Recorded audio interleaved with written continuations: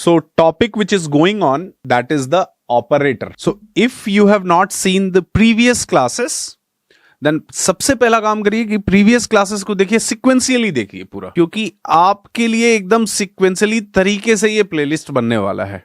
तो पहले पीछे की चीजों को देखिए, देन आप बेटर तरीके से इसे रिलेट कर पाएंगे। ठीक है, सो हम लोग operator, arithmetic operator, assignment operator, उसमें कंपाउंड असाइनमेंट कैसे होता है, क्या होता है, that we have seen in the last class. एक बार फिर से ऐसे देख लेते हैं, थोड़ा सा इसको रिवाइज कर लेते हैं। क्या रिवाइज कर लेते हैं? जैसे हमारे पास है ये assignment operator, relational operator, logical operator, bitwise operator, ternary operator, increment decrement operator, new operator and instance of operator. Very very important, मतलब आगे को ध्यान में रखते हुए। वैसे तो सारे ऑपरेटर्स बहुत इंपॉर्टेंट हैं। अब हम लोग थोड़ा सा इसे समझते हैं कि असाइनमेंट ऑपरेटर्स को एक बार देख लेते हैं and then we will move ahead. सो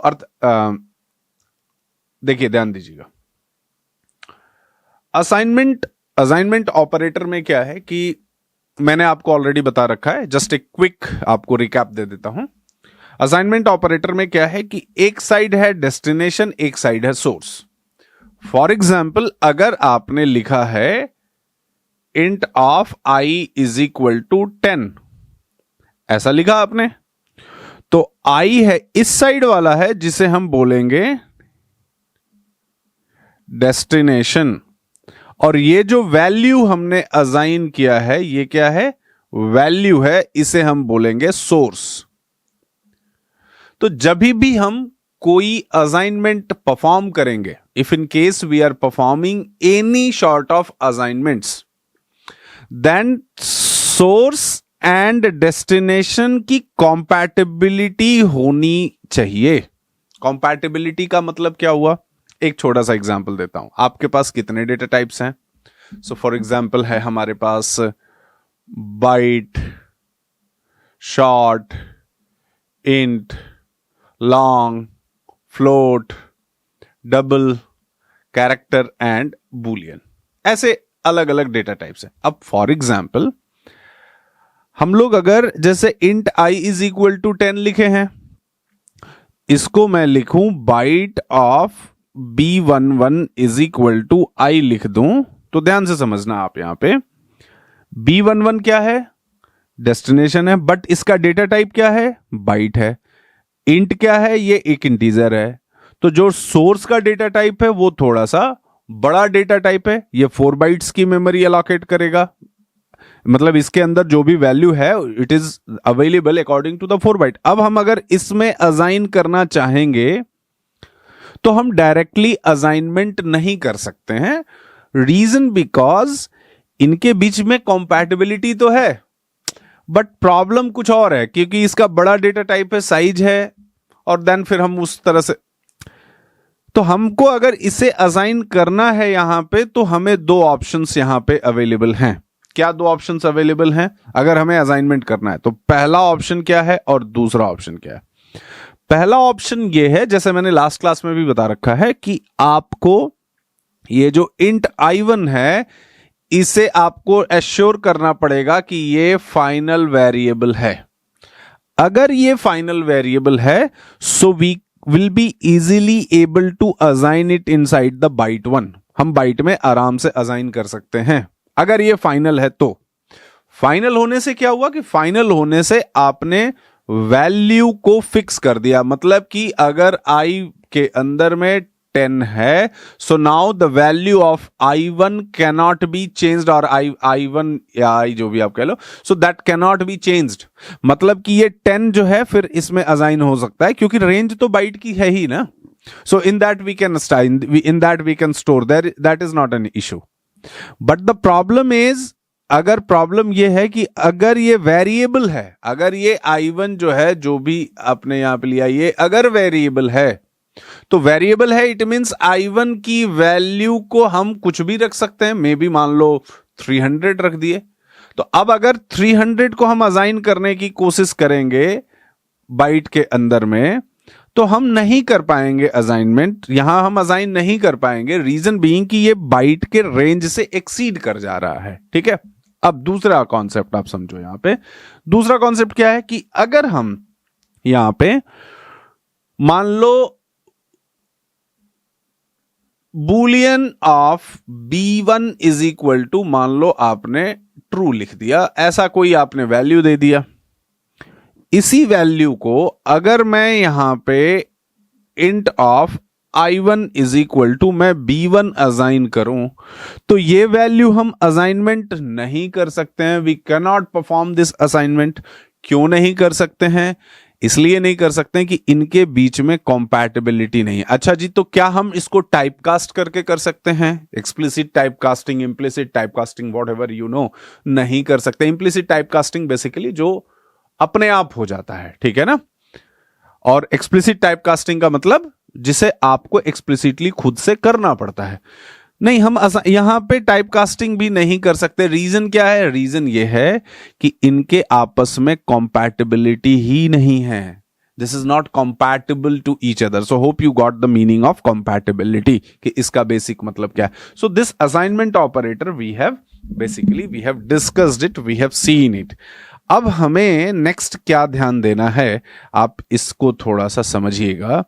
हम लोग क्या बात कर रहे थे, अब थोड़ा आप देख लीजिए एक बार हम लोग ये नोट्स से पहले चलते हैं कि व्हाट इन द, इसमें हम लोगों ने क्या देखा है।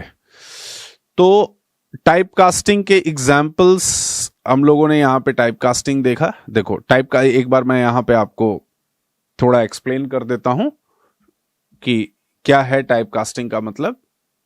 ध्यान दो, मैंने आपको बताया कि एक here is operand 2 is the source, operand 1 is the destination and we are assigning source to destination। मतलब कि एक साइड आपके पास डेस्टिनेशन है और एक साइड है आपके पास सोर्स। यहां से वैल्यू यहां जानी है। ध्यान से समझिए, बहुत आसानी से आपको समझ में आ जाएगा। We have done some examples also, ठीक है ना। अगर डेस्टिनेशन एंड सोर्स दोनों ही सेम टाइप के हैं, both are of same type, usually source type must be the same. अगर सेम टाइप है so we need not to perform any assignment. Same type का मतलब अगर हम इंट से इंट में ही कोई वैल्यू असाइन कर रहे हैं तो हमें कुछ करने की जरूरत नहीं है। फॉर एग्जाम्पल यहां पे अगर हमने यहां पे byte of B1 is equal to 10 लिखा है and if the same byte int of I1 is equal to B1 हमने लिख दिया, सो देखिए है तो ये भी डिफरेंट डेटा टाइप, ये भी different data type, but problem क्या है यहां पे कि यहां पे अपने आप इंप्लिसिट टाइपकास्टिंग हो जाएगा। आपको एक्सप्लिसिटली परफॉर्म करने की जरूरत नहीं पड़ेगी। That is what we are calling it as an implicit typecasting. इसलिए हम लोग इसे बोलते हैं इंप्लिसिट टाइपकास्टिंग। अब अगर यही इसका उल्टा रहता, उल्टा रहने का मतलब कि अगर आपने int of I11 is equal to may be suppose 50 लिख दिया यहां पे and I wanted to assign byte of B11 is equal to I11, तो ये हम असाइनमेंट ऐसे नहीं कर पाएंगे, ठीक है। मैंने एक बताया, या तो एक आप फाइनल कर दो, देन यू विल अलाउ कि okay value of this can not be changed, और एल्स अगर हम इसे टाइपकास्टिंग करना चाहते हैं so we will write here byte of B11 is equal to, देखो अब हमें यहां पे बाइट लिखना पड़ेगा, बाइट लिख के and then we will write here this one and this is how we will be performing. इसे हम लोग बोलेंगे एक्सप्लिसिट टाइपकास्टिंग, ठीक है। ये नोट्स में आपको इसलिए दिखा रहा हूं जिससे आप एक डिटेल में आइडिया ले सकें और जब आप पढ़ रहे होते हैं तो थोड़ा रीड आउट भी कर सकें, ओके कि how it this things are working. तो ये आई होप कि आपको समझ में आ गया है, ठीक है। So this is what we will call it as an widening. एक यहां पे बेसिक थियरी का कॉन्सेप्ट है, थोड़ा आप इसे देख लीजिए अच्छे से। What is implicit typecasting? So when typecasting happens automatically by the compiler, then it is called as implicit typecasting. This is what I have explained. When the typecasting is done by the programmer explicitly, then it is called as the explicit typecasting. Key point, इसको हम लोग widening भी बोलते हैं. Widening का मतलब है implicit typecasting में मतलब जनरली छोटे डेटा टाइप से बड़े data type, compatible data type होना चाहिए, then will be done. No loss of data. जैसे मैंने आपको बताया, अगर int of a is equal to 10 लिखा है तो long of b is equal to, ये हम इस तरह से लिख सकते हैं. There is no problem. Similar example also I have given. और नैरोइंग में क्या होगा कि done by manually by the may be data loss में अकर. डेटा लॉस का मतलब कि अगर यही इंट ए की वैल्यू है, इंट ए की वैल्यू अगर रेंज से, मतलब अगर ये बाइट के रेंज से ज्यादा हो and still we are trying to perform some type casting, then this problem may come. I will write one example and I will show it to you कि इसका क्या बेसिकली मतलब है. ठीक है, अब आप यहां से थोड़ा सा मेरी बात को समझ लीजिए. क्या समझना है आपको यहां पे? जैसे I have written some example. देखिए यहां पे मैंने ऑलरेडी ये यहां पे एक एग्जाम्पल आपको प्रीवियसली लिख के दिखा रखा है कि bytes b1 and something. So already we have done in the last one and here you can see that कि क्या हम लोग कैसे कर रहे हैं. यहीं पे एक और कॉन्सेप्ट है which we will be calling it as an compound assignment. Compound assignment. So compound assignment, आप देखो यहां पे compound assignment is not the same as the simple. In compound assignment typecasting will be done automatically. आपको वहां पे कुछ करने की जरूरत नहीं होगी in the case of compound assignment. तो ये एक बार आप थोड़ा सा जल्दी से देख लीजिए and then you will understand कि हम लोग क्या बातें कर रहे हैं.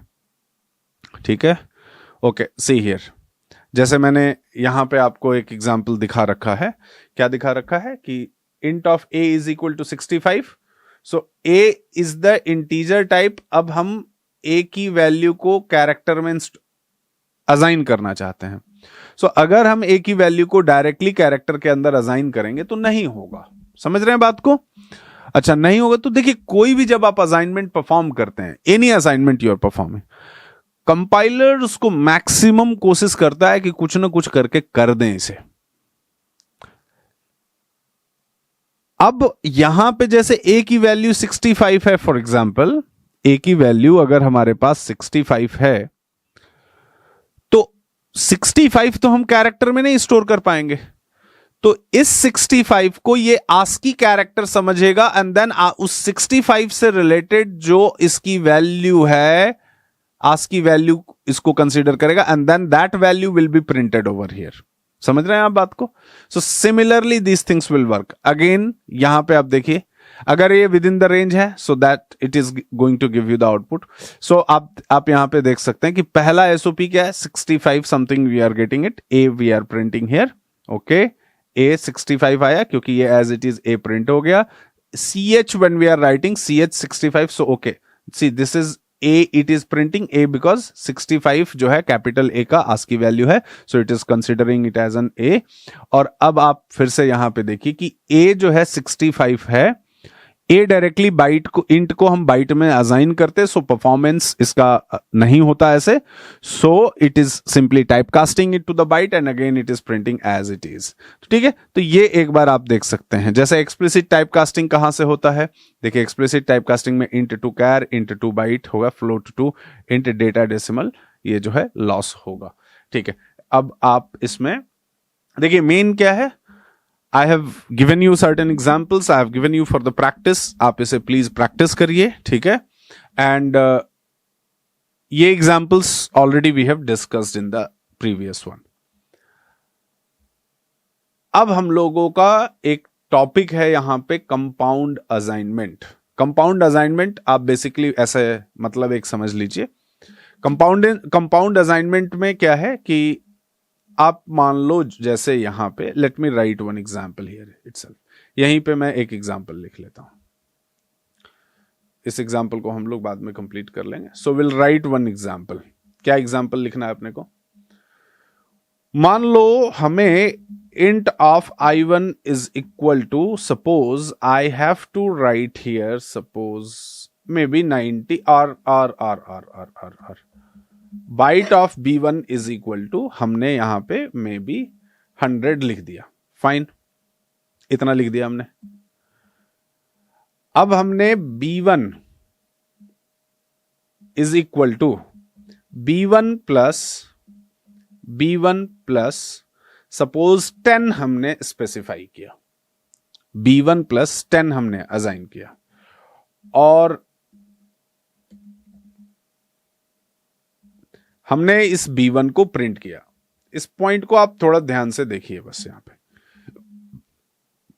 जब आपने ये असाइनमेंट परफॉर्म किया है यहां पे, when you are performing this assignment,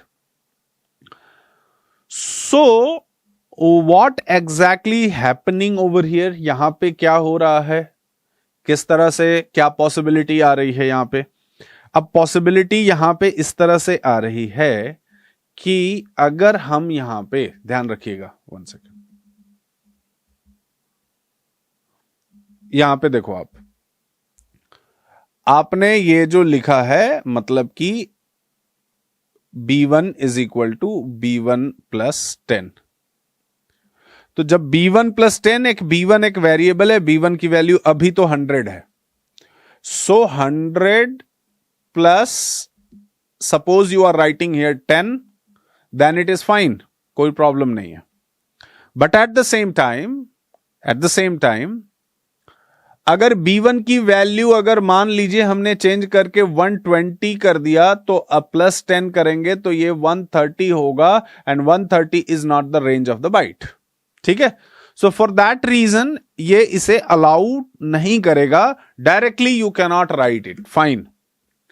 क्या हम, आप अगर मैथमेटिक्स पढ़े हैं तो क्या हम B1 plus is equal to, हमने सेम स्टेटमेंट लिख दिया, and I will do one thing, I will comment it. ठीक है, हमने इसको कमेंट कर लिया, और जब हमने इसे कमेंट किया, so same thing I have written. अगर मैं इसी बात को, इसी पॉइंट को एलाबोरेट करूं, if I am just elaborating it, so what will happen, B1 is equal to B1 plus 10, इसको इसी फॉर्मेट में, लेकिन इस पर्टिकुलर वे ऑफ राइटिंग को, वे ऑफ असाइनमेंट को हम लोग बोलते हैं कंपाउंड असाइनमेंट। ठीक बात है, कंपाउंड असाइनमेंट इसे बोलते हैं। And in case of compound assignment, type casting which is there will be done implicitly. ठीक है ना, अपने आप वो हो जाएगा, आपको एक्सप्लिसिटली कुछ भी करने की जरूरत नहीं पड़ेगी। So you can see here that in above case, if I wanted this to make it correct, then we will type cast it to, हमें ये टाइप कास्ट करना पड़ेगा, हमें ऐसे लिखना पड़ेगा। If you have just done this type casting, that's fine, there is no problem. यहां पे हमें कोई टाइप कास्टिंग करने की जरूरत नहीं। So for that reason I will comment it, and now you can means just have the look over this. आप एक बार आउटपुट इसका देख सकते हैं। See here 1110 it is coming here, and कोई प्रॉब्लम नहीं है इसमें। आपको लॉजिक समझ में आया? मेन ये समझ लीजिए, आप जहां भी इस तरह का देखेंगे कुछ, so that will be the use case of compound assignment. So ये आप ध्यान दीजिएगा, ठीक है ना। So that is what I was trying to talk about, that compound assignment is an operator provided shorter syntax for performing the operation and assigning the result to an arithmetic operator और a bitwise operator. ठीक है, जैसे a is equal to 10 लिखा, a plus 9 हमने लिख दिया, ये इसको ऐसे लिखेंगे। ठीक है ना। What happens here? Performs arithmetic operation and two operands, assign the result to the operand. अब ये जो कंपाउंड असाइनमेंट का सिंटैक्स आपको ये हो गया, माइनस के साथ हो गया, मल्टीप्लिकेशन के साथ हो गया, ये आपको, ये सभी के साथ ये आपको देखने को मिलेगा कि ये कंपाउंड असाइनमेंट इस तरह से अपना ये रहेगा। तो जहां पे भी आप देखें, if something like this is coming, it means this is the compound assignment। और आप इसको ध्यान, अब देखिए यहां पे फिर से, I have given this example also, so I have explained it in a simple format, and now this example I have given it, please go through that, please check it out, these examples, same concepts is there in all of them। ये देखिए, एक बात समझिए, ये actually YouTube के लिए ये classes एक तरह से नहीं है, ये हमारे LMS के क्लासेस हैं, जहां पे ये आपको YouTube पे जा रहा है सीरीज के फॉर्म में। सो ये है कि सिर्फ लड़के वीडियो पे ना प्रैक्टिस भी करने पे फोकस करें। सो इसलिए ये हम लोग आपको बहुत सारे, आप देखिए इतने में ही अभी 101 एग्जांपल्स को कवर अप किया जा चुका है। Means when you are practicing it, so all that options आपको यहां पे ट्राई करना पड़ेगा प्रैक्टिस करने के लिए, and then you will be doing it in a better way. ठीक है ना। अब हम लोग नेक्स्ट बात करते हैं। देखिए यहां पे भी मैंने इस तरह से कंपाउंड असाइनमेंट के आपको एग्जाम्पल्स दिए हुए हैं। So please do this and you will get a lot of benefit of this. अब हमारे पास नेक्स्ट बात करते हैं। हम लोग के पास नेक्स्ट एक ऑपरेटर है which is increment and decrement operator. ध्यान से समझिएगा what it is. Increment and decrement operator, ये ऑपरेटर आप सभी लोगों को पहले से पता होगा। ठीक है ना। तो ये क्या काम करता है, What exactly this increment and decrement operator is doing? सबसे पहली बात आप समझना थोड़ा। इंक्रीमेंट एंड डिक्रीमेंट, तो इसी एग्जाम्पल को मैं आपको एडिट कर लेता हूं। I'll make it here. See, first of all, आप ध्यान से समझिए यहां पे। मान लो मैंने एक int of i1 is equal to, ध्यान से देखना, इसे मैं लिख रहा हूं मे बी 9 लिखता हूं। That is one value I am giving to this particular int of a is equal to 9। Fine. और before that byte of b1 is equal to may be I will write here the suppose 10 और 8 I will write it. Fine. मैं कुछ एक example लिख रहा हूं। Char of ch1 is equal to, I have written here a, that is as simple. Now float of f1 is equal to, suppose I have written here 12.3 some f I have written, and so ये हमने ऐसे यहां पे लिख दिया। अब हम लोगों को क्या काम करना है, देखिए ध्यान से समझिएगा। अगर मैं ऑपरेटर की बात करता हूं, कर रहा हूं, आप समझना इस बात को, सॉरी, अगर मैं इंक्रीमेंट एंड डिक्रीमेंट ऑपरेटर की बात करता हूं, तो इसमें दो टाइप के इंक्रीमेंट एंड डिक्रीमेंट ऑपरेटर होंगे। दो टाइप के, कौन से? एक हो गया आपका pre increment and decrement operator, and the second one is post increment and decrement operator. These two operators we are having, pre increment and decrement operator, and the second option what we have is the post increment and decrement operator. ये दो बातें आप समझना। Pre का मतलब क्या होता है? पहले इंक्रीमेंट, ऐसे प्लस प्लस लगा दिया तो ये इंक्रीमेंट ऑपरेटर है, माइनस माइनस लगा दिया तो ये डिक्रीमेंट ऑपरेटर है। ऑपरेंड के पहले लग गया तो उसे हम प्री इंक्रीमेंट बोलेंगे, और उसके बाद में लग गया so we will call it as an post increment और डिक्रीमेंट ऑपरेटर। फॉर एग्जाम्पल, थोड़ा सा पहले आप नोट्स को देख लीजिए। Why I am talking about notes? क्योंकि इस नोट्स के साथ आपकी पढ़ाई सिंक होनी चाहिए। ठीक है, क्योंकि डायरेक्शनलेस पढ़ाई करने का कोई मतलब नहीं है। डायरेक्शनलेस का मतलब कि हम पढ़ रहे हैं, बहुत कुछ पता कुछ नहीं है। ठीक है ना। सो एक सिस्टमेटिकली जो आप पढ़ रहे हैं उसका नोट्स रहे, नोट्स को आप देखिए, समझिए, एंड देन फिर आगे बढ़िए। सो देखिए, increment and decrement operator is used to increase the value by 1। ठीक है। Decrement operator is used to decrease the value of a variable by 1। ठीक है। Cannot be applied to a value और a constant. ये बहुत बहुत important point है। इसका क्या मतलब है? We will come to will see this. अब जैसे हमने एक एग्जाम्पल यहां पे ये लिखा है a इज इक्वल टू 10, सो हमने a को प्रिंट किया तो क्या वैल्यू देगा? ये 10 देगा। अब हमने a प्लस प्लस किया इसे, what we have done, a plus plus. चलिए अभी पहले इसको आने से पहले हम लोग एक बार एग्जाम्पल को देखते हैं। अब मेरी बात आप ध्यान से समझना। हम लोग मान लो int of i11 is equal to, ध्यान रखना, हमने लिखा प्लस प्लस i1 हमने लिख दिया। एक एक बात को ध्यान रखिएगा। Plus plus i1 I have written.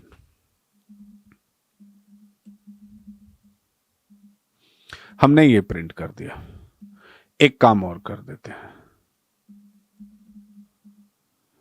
यहां पे मैंने लिख दिया मेन इन JTC सपोज 10 सम, ये सिंस ये हम लोग नंबर ऑफ एग्जांपल्स तो बहुत आगे चले गए हैं, बट ये एक यहां पे मैं आपको ऐसे बस दिखा रहा हूं, ध्यान दीजिएगा यहां पे। अब अगर मैंने ऐसा लिखा है कुछ something, if I have written what I have written, int of I11 is equal to plus plus I1, तो जब भी हम प्री इंक्रीमेंट, इसे हम क्या बोलेंगे, will call this one as pre increment. इसका मतलब क्या होगा, वैल्यू जो है इसमें पहले इंक्रीज होगी। तो I1 की वैल्यू क्या है, I1 की वैल्यू में भी suppose something I have given 10, मैंने I1 की वैल्यू जो है मे बी 10 दिया हुआ है, ध्यान से देखिएगा। I1 की value I have given may be 9 I have given, sorry 9 is the value of I1 I have given. तो ये इंक्रीज होगा, पहले इंक्रीज होगा, मतलब I1 की वैल्यू कितनी हो जाएगी, I1 की वैल्यू हो जाएगी भाई आपका 10। I1 value got, it is now 10. Now this 10 after the increment, this 10 will be assigned to I11 or you can say the destination. So अगर मैं प्री इंक्रीमेंट या डिक्रीमेंट की बात करूं तो इसमें 2 स्टेप में काम होता है, पहला स्टेप एंड दूसरा स्टेप। पहला इंक्रीज और decrease value of variable by 1 and second step में असाइन। तो पहला स्टेप ये रहा, इंक्रीमेंट कर लिया वैल्यू, दूसरा स्टेप ये रहा कि okay this is performing the assignment, ये असाइनमेंट परफॉर्म कर रहा है। सो the first one is increasing the value and second one is assignment ये कर रहा है। So the first one is increasing or decreasing the value of a variable and the second one is performing the assignment into this. मेरी बात आपको समझ में आई? अब आप ध्यान से समझिएगा यहां पे, क्या ध्यान से समझना है। So अगर जो मैंने बोला if everything is fine, if everything is right, then what will happen, the I1 value will be something 10. ये बहुत ही सिंपल सा एग्जांपल है, this you can see that okay the 10 value is coming, value is 10 which we are getting here. अच्छा जी, next अभी क्या करना है हम लोगों को इसमें। सो अब हमें इसके अंदर में next what we have to see here is, यहां पे हम लोग एक काम और कर सकते हैं। क्या काम कर सकते हैं, यहां पे जैसे आपने लिखा है, अब देखो B1 की वैल्यू 8 है, so maybe int of I12 is equal to minus B1 I am writing. When I have written minus B1, so what will happen in this case? सबसे पहला काम ये होगा कि इसकी वैल्यू जो ये B1 की वैल्यू है ये पहले डिक्रीज होगी, तो ये डिक्रीज होके क्या हो जाएगी, 7 हो जाएगी। And after decreasing that value, this value 7 will be assigned to I12. तो हम लोगों ने यहां पे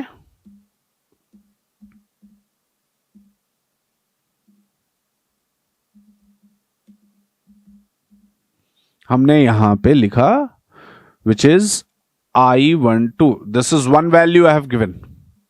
आप बस देखते जाइए कि what value it is printing. Let's see what it is giving. ये आपको 7 दे रहा है।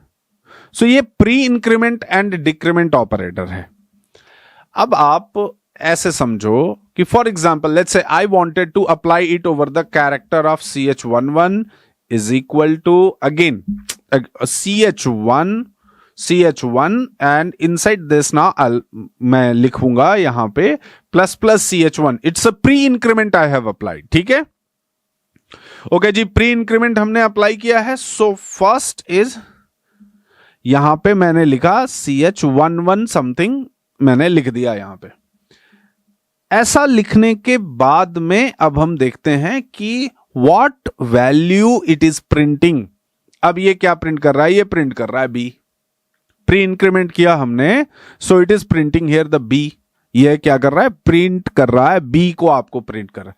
तो पहले सिंपल सा कॉन्सेप्ट हमने देखा, क्या देखा, pre increment and pre decrement का वैल्यू देखा। यहां पे अब हम लोग एक फाइनल वेरिएबल लेते हैं, फाइनल इंट, कोई भी वैल्यू ले लेते हैं, final int of A B is equal to may be 99 I have written. So I wanted to apply, मैंने यहां पे, अब इस पे मैं क्या अप्लाई करना चाहता हूं, मे बी यहीं पे system,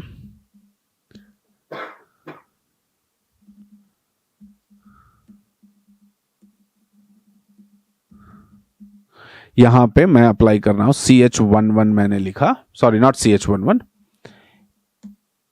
plus AB I'll write here and sorry A plus plus A B, आप ऐसे भी लिख सकते हो, कोई प्रॉब्लम नहीं है। In this format also you can write it. जब मैंने इस तरह से लिखा यहां पे, if something in this way we have written, मैंने इस तरह से यहां पे लिख दिया, so this will give you the error. क्यों एरर? क्योंकि final is not a simple variable जिसकी वैल्यू को हम चेंज कर सकते। We can not change the value of a variable. So जब हम इंक्रीमेंट अप्लाई कर रहे हैं, सो फिर ये काम नहीं करेगा। Got it? So that is what we are talking about कि इंक्रीमेंट एंड डिक्रीमेंट ऑपरेटर, ये जो हम लोग लगा रहे हैं, ये यहां पे इस तरह से नहीं काम करेगा। ठीक है, अब नेक्स्ट हम लोग इसके अंदर क्या बात कर सकते हैं, नेक्स्ट हम लोग ये बात कर सकते हैं, यहां पे आप ध्यान दीजिएगा, क्या ध्यान देना है कि अगर हमने यहां पे जैसे प्लस प्लस ए बी ली, सो ये फाइनल वेरिएबल है। सो फाइनल मतलब एक तरह से कांस्टेंट आप कह सकते हो। सिमिलरली अगर हम लोग यहां पे, अगर यहां पे हम लोग मान लो कोई भी एक, जैसे मान लो 10 ले लिया और 10 पे हमने प्लस प्लस और माइनस माइनस लगा दिया, so this is also not going to work. ये भी काम नहीं करेगा, ये भी काम नहीं करेगा। इसमें क्या हो जाएगा, ये एक वैल्यू है, so since on a value we can not apply increment और डिक्रीमेंट ऑपरेटर। वैल्यू तो फिक्स्ड होता है ना। देखो आप समझना, जब आपने यहां पे int of I1 is equal to 10 लिखा, एक बात समझना, तो I1 का मेमोरी अलोकेशन होगा 4 बाइट का, जिसके अंदर 10 असाइंड हो जाएगा। तो जब हम I1 प्लस प्लस करेंगे तो एक वैल्यू इंक्रीमेंट होके यहां पे 11 आ जाएगा। तो ये वेरिएबल को हम चेंज कर रहे थे। एट द सेम टाइम अगर मैं प्लस प्लस 10 करूं तो ये वैल्यू है, ध्यान रखना, ये वैल्यू है, एंड वैल्यू को हम चेंज नहीं कर सकते। We can not change the value of that particular variable. So ये बात आप ध्यान से समझना। So this is pre increment and pre decrement operator. आप आगे अगर मान लो जैसे ऐसे कुछ suppose int of I1 2, it is there, I1 3 maybe I'm writing, and here I'll write integer dot min value, integer dot max value, max value हमने लिख दिया। Okay done. ये इंटीजर डॉट मैक्स वैल्यू क्या है, integer dot मिन value क्या है, तो सब ये क्या है कि range, minimum range of integer है। ये इनके रैपर क्लासेस हैं and in all that wrapper classes it's been defined. ठीक है ना। सो आप अगर इसे देखना चाहते हैं so you can check it out here. ठीक है, जैसे कि आप मान लो यहां पे लिखे Java P Java dot lang dot integer, suppose I have written something here, ये हमने इंटीजर अगर लिखा यहां पे, so you will find you will find here that is the maximum, एक वैल्यू आ गया, पब्लिक स्टैटिक फाइनल है. तो सिंस ये फाइनल है, पब्लिक स्टैटिक फाइनल है, ठीक है, फाइनल है, मतलब ये जो भी वैल्यू ये होल्ड करता है, एक तो minimum value range of integer का ये मिनिमम वैल्यू होल्ड करेगा, and this is the maximum value it is going to hold. So already वो मैंने आपको बता रखा है प्रीवियस क्लासेस में, ठीक है, कि रेंज ऑफ, तो वो वैल्यू अब इसे हम चेंज करें, इस पे हम अगर प्लस प्लस और माइनस माइनस अप्लाई करेंगे, so this is not going to work. तो ये आप ध्यान से रखना. सेम कॉन्सेप्ट यहां पे हमने आपको दिखाया है. और else you wanted to see it, so यहां पे हम लोग I1 प्लस प्लस एक बार ये देख लीजिए, एंड देन यहाँ पे भी मैंने ऐसा कुछ something I have done it. और ऐसा करने के बाद हम लोग इसे क्या करते हैं, see it is unexpected something somewhere it is giving. So first of all we need to comment these lines. Let us comment it, and then after commenting it here, ये comment करने के बाद में अब हमें इसे रन कर देते हैं. रन करने पे ये देखो ये maximum value and minimum value आ गया, ठीक है ना. इसी को हम अगर प्लस प्लस करना चाहें या फिर ये प्लस प्लस करना चाहें, suppose something I wanted to, अब आपको यहाँ पे अपना दिमाग लगाना है. सो क्या हो रहा है, I1 I2 की वैल्यू है, ठीक है, प्लस प्लस 1 हमने अप्लाई किया, तो देखिए ये वैल्यू चेंज हो गई समथिंग. ये क्या है, रेंज के अंदर जो प्लस वाली थी, मतलब मैक्सिमम वैल्यू थी, तो वो आप देखिए आप माइनस, वो निगेटिव में चला गया. तो इसका रेंज कहां से कहां तक है, थोड़ा आप इसको समझ लीजिए. -2147483648 ये निगेटिव वैल्यू है. 2 प्लस 2147483647. अब हमने इसको एक इंक्रीमेंट कर दिया, ये जो वैल्यू है इसको एक, तो इसके आगे तो है नहीं कुछ जगह, तो ये कहता है ठीक है जी हम नेगेटिव वाले रेंज को ले लेते हैं. सो ये क्या कर रहा है, नेगेटिव रेंज को ले रहा है, ठीक है. अब अगर हम इसको इंक्रीज करते हैं, जैसे -214748 को तो +1 करते हैं, तो +1 क्या होगा, 47 होगा या 4 इसका +1 या 49 होगा, कौन माइनस में है तो इंक्रीज करेंगे तो ये आएगा 47. So this is what the 47 value we are getting over here, ठीक है ना. तो क्यों, अच्छा इसको आप ध्यान रखना कि we have assigned to an integer and then we are performing this increment and decrement. दूसरा इसका एक और केस हो सकता है कि हम लोग एक काम कर सकते हैं, system.out.println, यहां पे मैंने लिख दिया plus plus integer dot max value, suppose I have written. ये देखो फिर एरर देने लगेगा. इसी को हमने फिर से कॉपी पेस्ट किया, and after doing that now I will paste it here.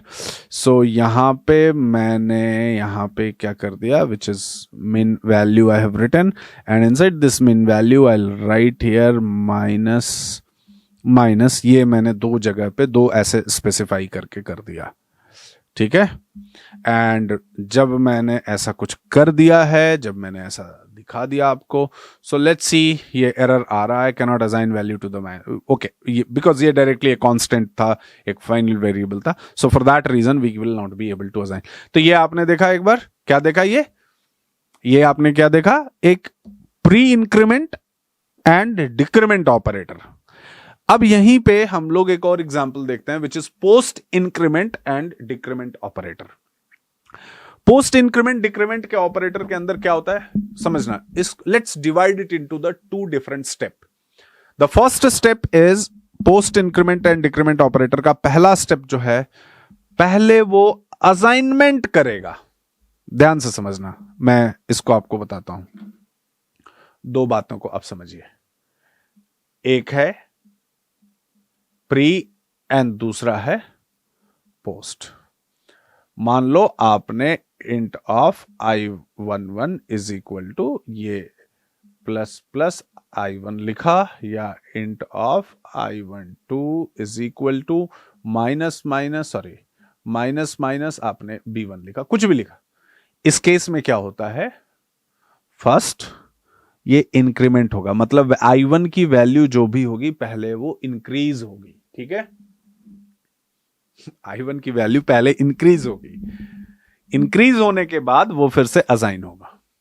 Similarly ये डिक्रीज होगा वैल्यू एंड देन फिर इसके बाद असाइन। पोस्ट के केस में मान लो आपने लिखा int of I11 is equal to okay I1 minus और सॉरी I1 प्लस प्लस आपने लिख दिया, ऐसा कुछ आपने कर दिया, you have done something like this. So the first case assignment will happen. तो वैल्यू ऑफ I1 क्या है, वैल्यू ऑफ I1 9 है, तो अगर 9 है तो पहले 9 इसके अंदर असाइन हो जाएगा, that 9 will come over here and then the value of I will be incremented by 1। मतलब कि इस लाइन में इंक्रीमेंटेड वैल्यू नहीं दिखेगी, नेक्स्ट लाइन में इसकी इंक्रीमेंटेड वैल्यू दिखेगी। ये दो स्टेप को आप ध्यान रखना। प्री के केस में पहले असाइनमेंट देन सॉरी पहले इंक्रीमेंट और decrement and then assignment. In case of post first assignment and then increment और डिक्रीमेंट। अब हम लोग एक एग्जाम्पल यहां पे देख लेते हैं। Will have one example over here. वो एग्जाम्पल हम लोग क्या कर सकते हैं इसके अंदर, एक हम लोग यहां पे एग्जाम्पल कर लेते हैं। Will write one example.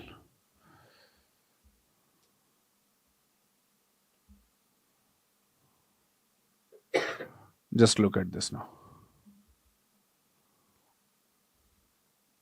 So I'll define it inside this now. Some new package itself I can define and P11 मैंने डाल दिया यहाँ पे P11 okay done now and inside this P11 I'll write one more Java class that is test11 I'll write. Okay, or JTC11 any name you can write it here. हमने ये main method लिख दिया and after writing this main method, next one what we can do, okay, int of I1 is equal to, maybe I have written 10, byte of B2 or B1 is equal to I have written 9, something some value I have written. यहां पे ही हम लोग एक बार देख लेते हैं। आपको यहां पे int of I11 is equal to I1 plus plus हमने कर दिया, यहां पे ध्यान रखना।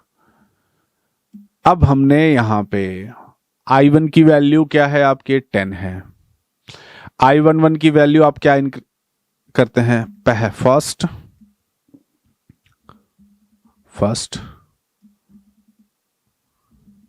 Performs assignment and then increases the value by 1.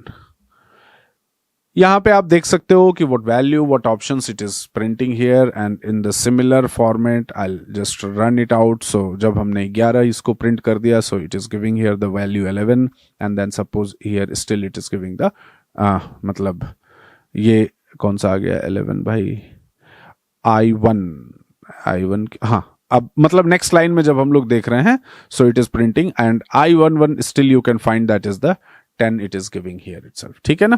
तो ये लॉजिक आपको क्लियर होना चाहिए, या फिर इसको थोड़ा और बेटर तरीके से समझना है, या एक लूप में ना जाके directly we will perform here suppose something I11, so here I will write plus plus. So plus plus हमने लिखा, you see the output, what output it is giving, एक मैंने line still it is printing 10, previously also I1 value was 10 but still it is the same only because first it performs print करेगा and then it is going to increase the value. सो अगर हम लोग यहां पे I1 अब print कर रहे हैं, so you need to see that what value it is giving. Now is it giving the same thing, it is an 11? So first it performs assignment and then it performs increment as well as the decrement. Same thing, same increment and decrement operator we cannot apply over any constant which is a final variable or any value, ठीक है। Similarly if I'll write here that is the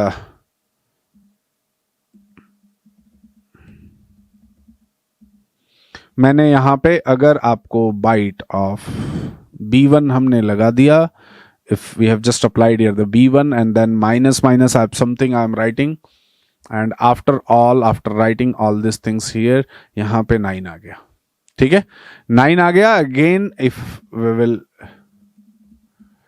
यहां पे मैंने B1 को as it is print कर दिया। After printing the B1 you see that what value we are getting here.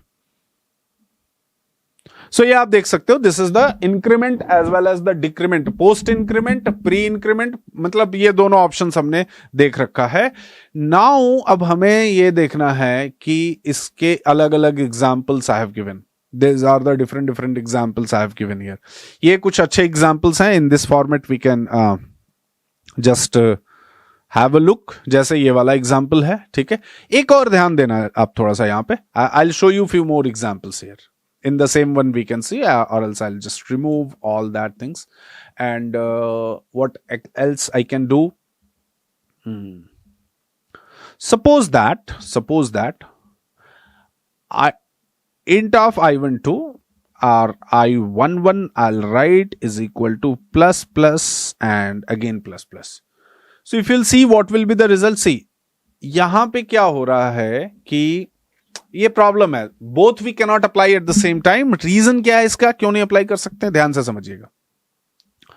अगर इसको हम दो पार्ट में डिवाइड करें, मान लो पहले प्री और पोस्ट इंक्रीमेंट काम करे, तो I1 की मान लो ये वैल्यू, अगर एक पार्ट हम बात कर रहे हैं इसको, एक पार्ट मतलब प्लस प्लस I1 आया, तो अगर ये पहले इवेल्युएट हुआ तो I1 की वैल्यू क्या हो गई, मे बी 11 हो गई फॉर एग्जांपल, एंड देन हम 11 पे प्लस प्लस लगा रहे हैं।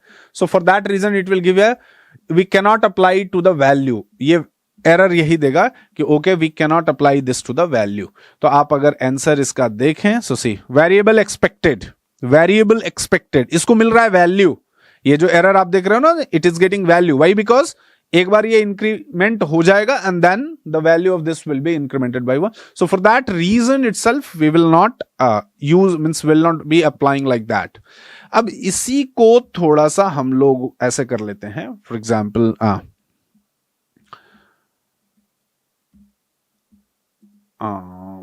प्लस प्लस I1 हमने लगा दिया ये, okay, we have applied here plus plus I1 हमने लगा दिया। ठीक है, अब नेक्स्ट हमें इसके साथ में हमें फिर से प्लस प्लस ये एक कुछ इस तरह से लगा रहा है। ठीक है ना, so all these again same problem will be coming. So these type of things you need to remember कि हम लोग क्या कर रहे हैं, कैसे कर रहे हैं। सो अब देखो फिर से समझना आप बात को। Here I have given number of examples, ठीक है ना, तो आपको मैंने यहां पे दिखा रखा है कि भाई देखिए इसका क्या मतलब है, I have shown the examples, यही बात है, बस इसे आपको थोड़ा प्रैक्टिस करना पड़ेगा, टेंशन मत लीजिए। बहुत initially when you are there in the college, mainly आप कॉलेज लेवल पे हैं तो आपसे इंटरव्यूज वगैरह में ये चीजें पूछी जाती हैं, and better you prepare all that. ठीक है, क्योंकि कहीं पे भी कुछ लॉजिकल क्वेश्चंस भी if you are doing it, so ये बहुत ज्यादा काम में आपके आता है। तो ये आप एक बार इसे थोड़ा सा देख लेना, already that I have given it here. ठीक है ना, अब नेक्स्ट हम लोगों को क्या करना है इसमें, नेक्स्ट क्या करना है भाई, नेक्स्ट हम लोगों को इसके अंदर में ध्यान दीजिएगा,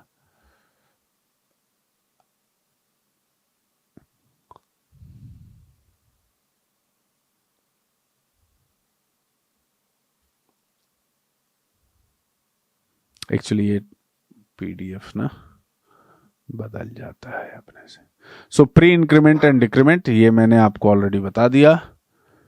आफ्टर दिस मैंने ये सारे कॉन्सेप्ट्स भी आपको ऑलमोस्ट मैंने एक्सप्लेन कर दिया कि इसका क्या मतलब है, कैसे है, and then how it is going to work.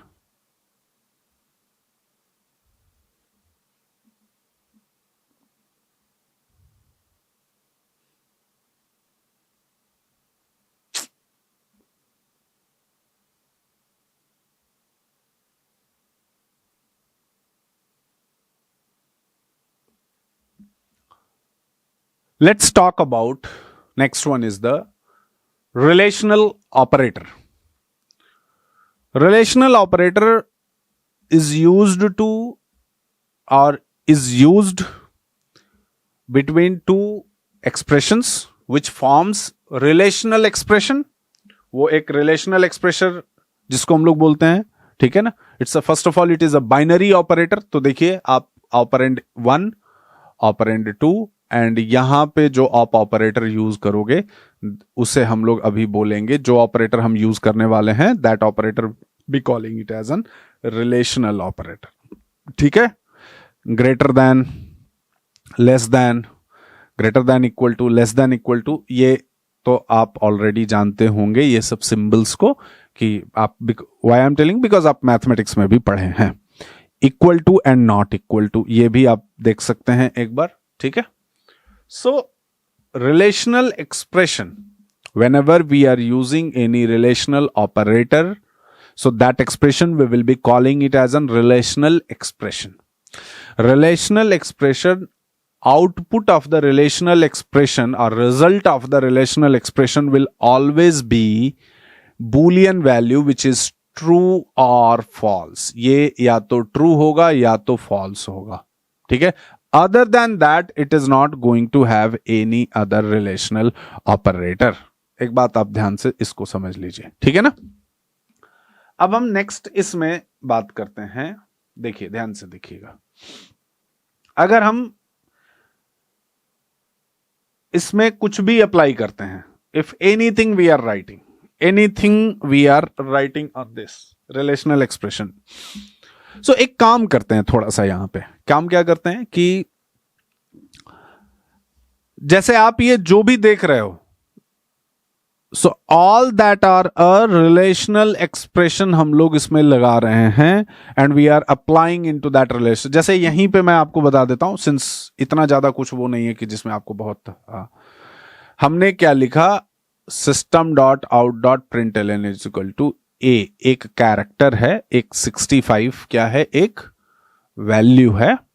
तो 65 को ए से हम कंपेयर कर रहे हैं। इंटरनली आपका जेवीएम देखेगा कि ठीक है ये तो एक कैरेक्टर है, बट इसको क्या करेगा कि इसको कैरेक्टर के फॉर्म में कन्वर्ट करेगा। तो 65 जो है आस्की वैल्यू ऑफ ए होगा, so then it is giving the true.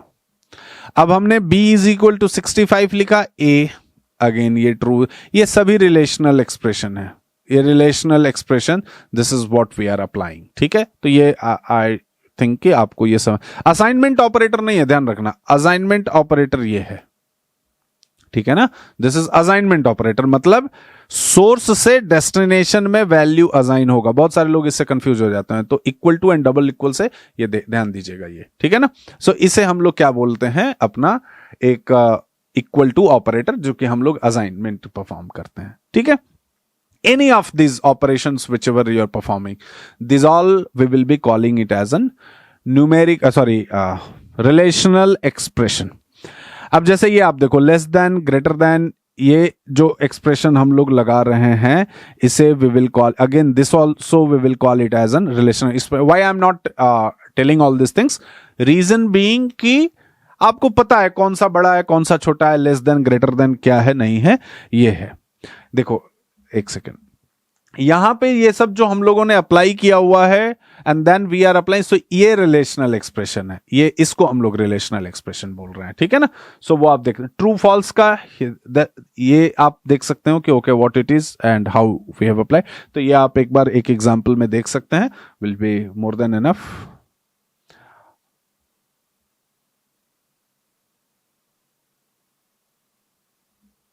एक एग्जाम्पल जो है यहां पे रिलेशनल एक्सप्रेशन का ही, ये बहुत अच्छा एक एग्जाम्पल है जिसको मैं आपको थोड़ा सा समझा देता हूं कि इस एग्जाम्पल का क्या बेसिकली मतलब है। So I will do one thing, मैं इसे कॉपी कर लिया, if I can copy it, and मैं इसी में क्या कर रहा हूं, इसको आपको पेस्ट कर दे रहा हूं। I will just remove all that.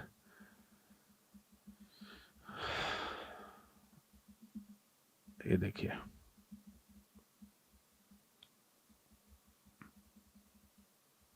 ध्यान दीजिएगा यहां पे,